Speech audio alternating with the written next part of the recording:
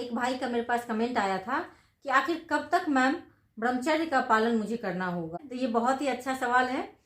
देखिए, ब्रह्मचर्य का पालन आप जबरदस्ती नहीं कर सकते हैं, क्योंकि ब्रह्मचर्य कोई छोटा मोटा चीज नहीं है।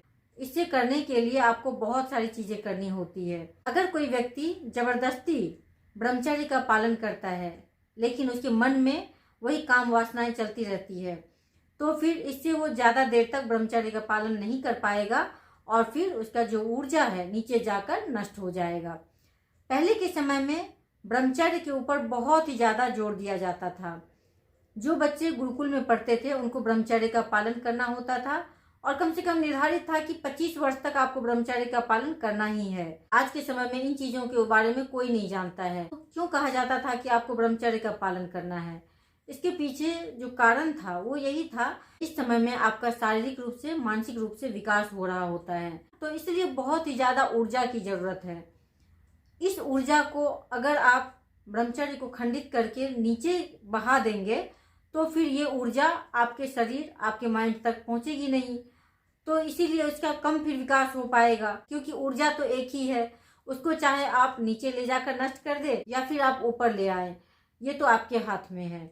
जब आप 25 वर्ष तक या फिर विवाह होने तक ब्रह्मचर्य का पालन कर लेते हैं तो इससे आप शारीरिक रूप से मानसिक रूप से पूरी तरह से स्वस्थ रहते हैं, मजबूत होने लगते हैं, जिससे कि आपके जीवन में जो आने वाली जो भी कुछ जिम्मेदारियां होगी, क्योंकि गृहस्थ आश्रम में जाने के बाद बहुत सारी जिम्मेदारियां होती है। खुद की जिम्मेदारियां होती है, पेरेंट्स की जिम्मेदारियां होती है, पत्नी की जिम्मेदारियां होती है, बच्चों की जिम्मेदारियां होती, बहुत कुछ होता है, समाज के लिए कुछ करना होता है। ये सब कैसे करेंगे जबकि आपके भीतर ऊर्जा होगी? तो इसीलिए इस ऊर्जा को बचाने के लिए कहा जाता था, और जो व्यक्ति इस ऊर्जा को बचा लेता है वही व्यक्ति इन सभी चीजों को कर पाने में सक्षम होता है। क्योंकि कोई भी नहीं चाहेगा कि उसका जो जीवन है वो पूरे बीमारी में ही निकल जाए, कलह में क्लेश में निकल जाए, ऐसा नहीं चाहता कोई। तो उसके लिए जरूरी था कि ब्रह्मचर्य का पालन करके और एक अच्छा जीवन जिए। आज के समय में देख ही रहे हैं कि लोगों को ब्रह्मचर्य के बारे में नहीं पता होता है। क्या दुर्दशा हो रही है युवाओं की। वो कम ही उम्र में देखिए तो मुरझाए हुए से दिखते हैं, बीमार रहते हैं, कुछ करने की इच्छा नहीं होती है, और जब तक वो गृहस्थ आश्रम में पहुंचते हैं तब तक तो सब कुछ खत्म हो चुका होता है। इसीलिए आज इतने रिश्ते भी टूट रहे हैं।